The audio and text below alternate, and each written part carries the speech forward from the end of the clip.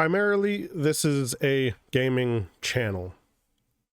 As such, rarely will I ever, if ever, touch on anything that is political, maybe sometimes historical, perhaps mythological, if it pertains to the content that we're doing at hand.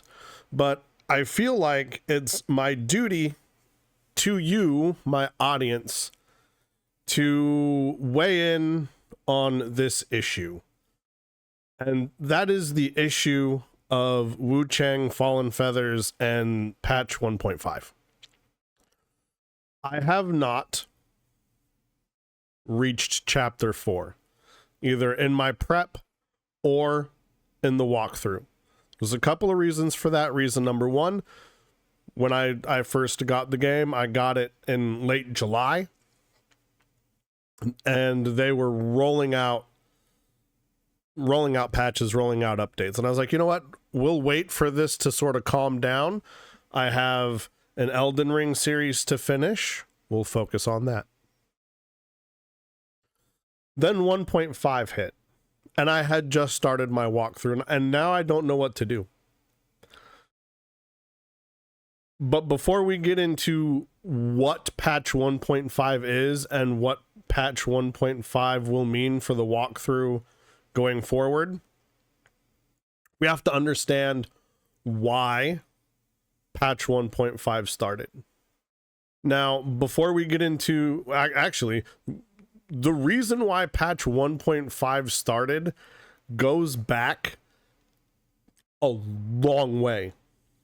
So China, unlike Western countries, and specifically unlike the United States of America, where I'm from, has a very long memory. And the CCP currently sees themselves as the inheritors of the Ming Dynasty. Who or what was the Ming Dynasty? Now, this isn't going to be your college level Chinese history course. This isn't going to be CCP approved history. This is just your crash course in Chinese history so we can get back to gaming, right? That's the goal here, is to get back to gaming. So the Ming Dynasty, roughly from 1368 to 1644 AD. For those of you who don't know, that's Anno Dominion. None of this BCE bullshit. It's AD. The Ming Dynasty was the last Han Chinese-led dynasty, except for the CCP. Celebrated for its cultural achievements and centralized governance.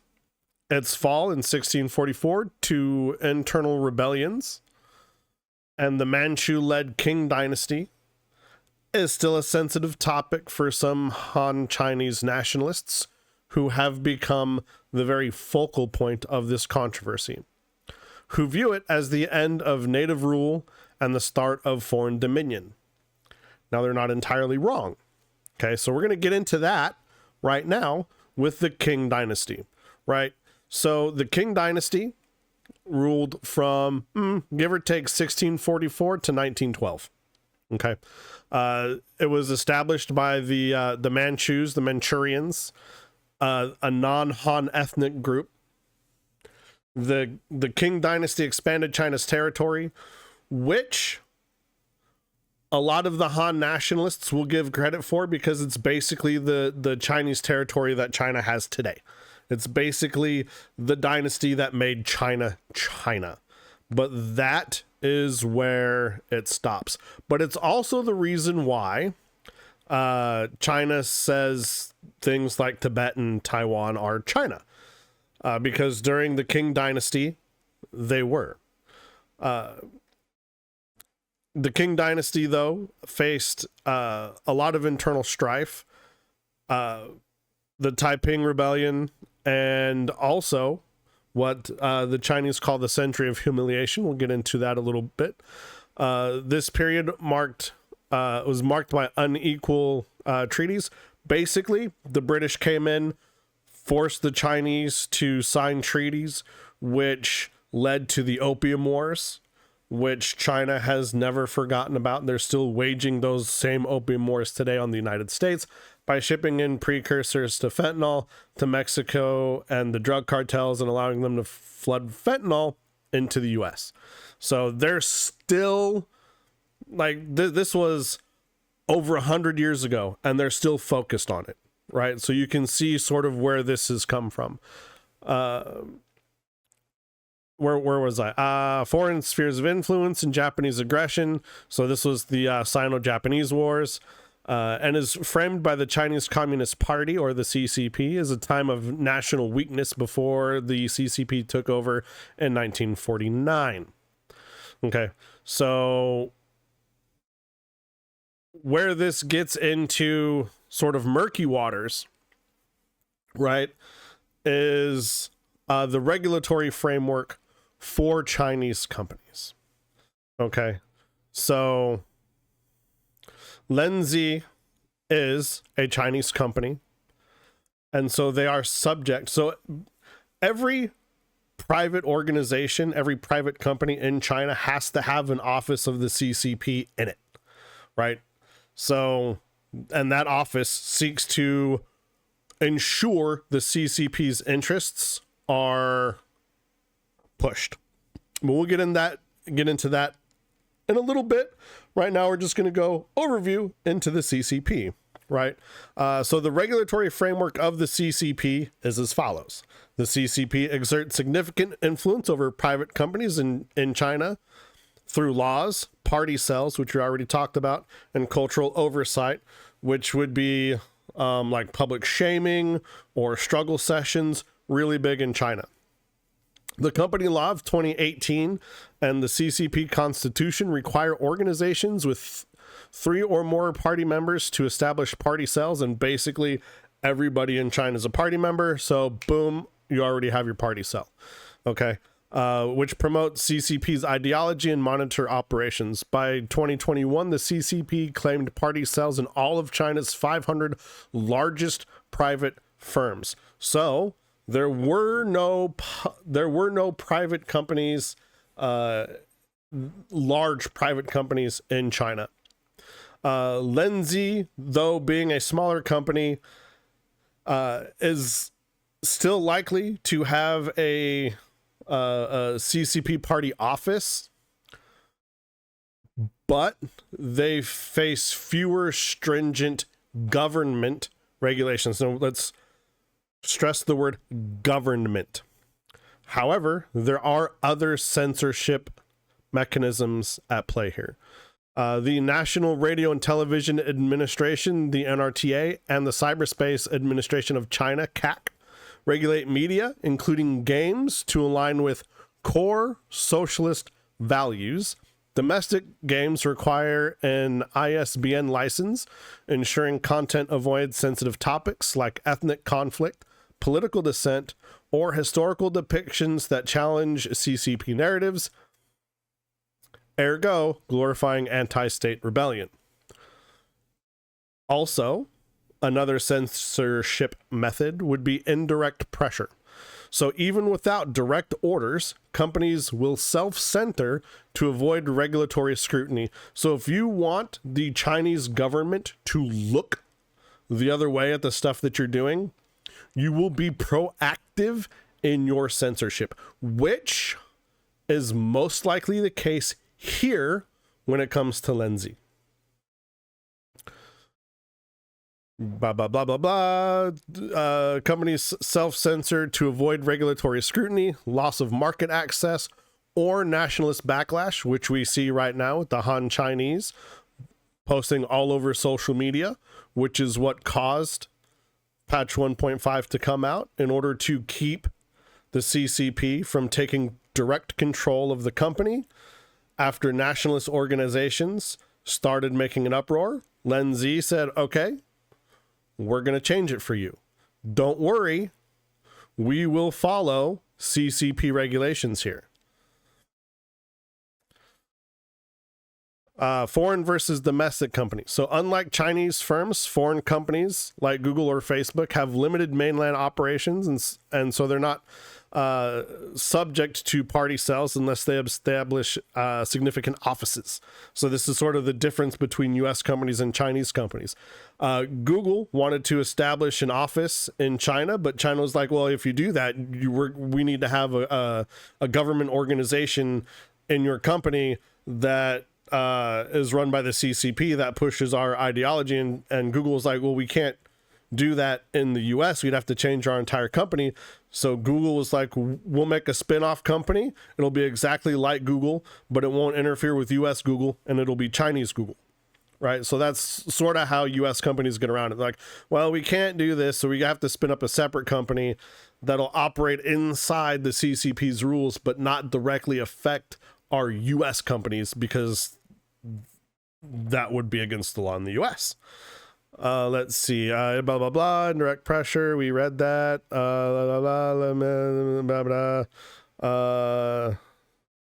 So Chinese companies like Leenzee operate under constant regulatory and cultural pressure, even for international releases. So even if this game was never released in China, and I don't think it was, nationalist organizations will still post about it on social media. The Chinese government will still get wind of it. And so Leenzee, being a Chinese company who operates in China, will be put under the government knife, as it were. So now that we've got all of that history and all of the CCP stuff out of the way, what does that mean for 1.5? So Wuchang Falling Feathers, developed by Chengdu-based Leenzee, was published by 505 Games, and it's a Soulslike set in an alternate late Ming Dynasty. So that's the problem. It's an alternate Ming Dynasty with supernatural elements, released July 24th, 2025. We all know this. It initially featured killable Ming Dynasty figures. Remember, the Ming Dynasty is Han Chinese, and the CCP is run by the Han Chinese, and the largest nationalist organizations in China are also Han Chinese. Okay, so now we understand where the controversy has come from. Killable Ming Dynasty figures and a Christian character's praying emote reflecting its fictional narrative. So they removed, and we'll get into this in a little bit, but you know, for now, they removed the Christian prayer emote, and then all of the Ming bosses, I think they're specifically in Chapter 4, you can't kill them anymore. Patch 1.5 changes in August 2025. Following backlash from Chinese players, particularly nationalists, Leenzee released patch 1.5, which, and here's the list, made Ming Dynasty bosses and NPCs unkillable with new dialogue, rendered Ming soldiers and civilians non-hostile in areas like Chapter 4, which would reduce its difficulty, removed the Christian character's praying emote. And so all of these changes combined altered the entire game's narrative and the gameplay, and everybody that's not in China is like, why are you doing this? But Leenzee is a Chinese company. They have to follow the CCP narrative.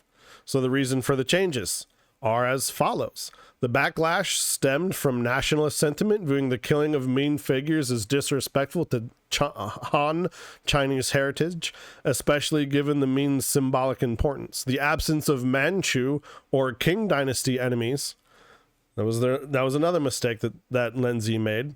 Further fueled the perception that the game was anti-Han or pro-Qing Dynasty. While no evidence has confirmed direct CCP intervention, Leenzee's changes reflect the self-censorship in response to cultural sensitivities, or in this case, struggle sessions, amplified by the CCP's nationalist narrative and regulatory environment. So Leenzee went through a struggle session, and they were successfully struggled, and now they have adopted the Chinese Communist Party narrative for their game. The CCP's role as a Chinese studio, Leenzee operates under CCP oversight, likely with a party cell influencing internal divisions or internal decisions. Again, struggle sessions to align with national interests. The game's non-release in mainland China due to its violent content suggests no direct NRTA censorship, but the CCP's broader influence through public pressure and the expectation to uphold Chinese pride likely prompted Leenzee to adjust content to avoid potential scrutiny or market risks. So again, Leenzee got struggled, and after the struggle session, they changed the game. So now, let's tie it all together. Wrap it up, nice little bow. Historical sensitivity. The Ming Dynasty's fall to the king is a flashpoint for nationalist sentiment, as it marks the end of Han rule and the start of the century of humiliation. The CCP's narrative glorifies the Ming while framing the king's weakness as a prelude to China's resurgence under the communist rule. Depicting Ming figures as enemies in Wuchang clashed with this narrative, and it triggered the backlash. The CCP influence, the CCP's regulatory framework and party cells create an environment where companies like Leenzee self-center to align with nationalist expectations, even for international games. While no direct CCP order has been confirmed, the pressure to avoid offending Han Chinese pride, reinforced by the CCP's cultural policies, i.e. struggle sessions, likely drove the patch 1.5 changes. The impact on Wuchang, the very end, finally back to the gaming. The patch reflects Leentzee's attempt to navigate China's regulated environment where a nationalist backlash can threaten a company's reputation or future market access. By altering Ming Dynasty depictions, Leenzee prioritizing avoiding conflict over maintaining the game's original vision, frustrating global players who saw this as censorship. It is 100% censorship. Now that we have all of that out of the way, I'm going to weigh in. It's bullshit. 100% bullshit. I am against censorship in all forms. And I think that the developers of Leenzee are cowards. And that's it. There is no greater controversy here other than Leenzee are cowards. There was a multitude of different choices that they could have went with, i.e., hiccups, i.e., getting out of China. Wuchang sold really, really well. There was a lot of backlash on day one with the optimization, but they fixed that. But it sold really, really, really well. And as far as I'm concerned, it turned Leenzee around as a company. They could have incorporated in the US, cut all ties with their Chinese branch, moved Wuchang to the US development studio, and gave the CCP two middle fingers. That option was open to them. They didn't take it. Instead, they got struggled into submission. They changed their game. They made it easier, which is something that I generally don't agree with when it comes to Souls games regardless. I have already noticed in chapter 1, I've been through chapter 1 a couple of times trying to figure some stuff out and where everything is. There are enemies missing that were there before that aren't there now. So not only did they change just chapter 4, they limited the amount of Ming Dynasty enemies that are actually in the game, making the game easier by default. So I will not, no matter at this point, unless 1.5 is reversed, I will not defend Leenzee. Now, I am extremely hesitant to DNF this game. Extremely hesitant to DNF this game. For those of you that don't know, DNF is did not finish. Okay? What I will do is there is a mod for Wuchang Fallen Feathers that will roll back the patch 1.5 changes. However, there's a problem with that. It's only for patch 1.5, or it's only for patch 1.5, not 1.51, which we're on. So right now, I'm waiting for that mod to be updated to be available with patch 1.51 or greater. Once that's done, we'll install the patch. Hopefully, it's save game compatible. If not, I'll start over and then start recording again when I hit where I was with before I put in the patch, if that makes sense. But that's my stance on it. That's what I know. And like I said, I'm not gonna DNF it, but going forward, if and when that rollback patch becomes available, we're gonna use it. If it's not save game compatible, I'll just play the game up to the point to where we are in the series, and then I'll start recording again. So and until then, I will see you guys in game.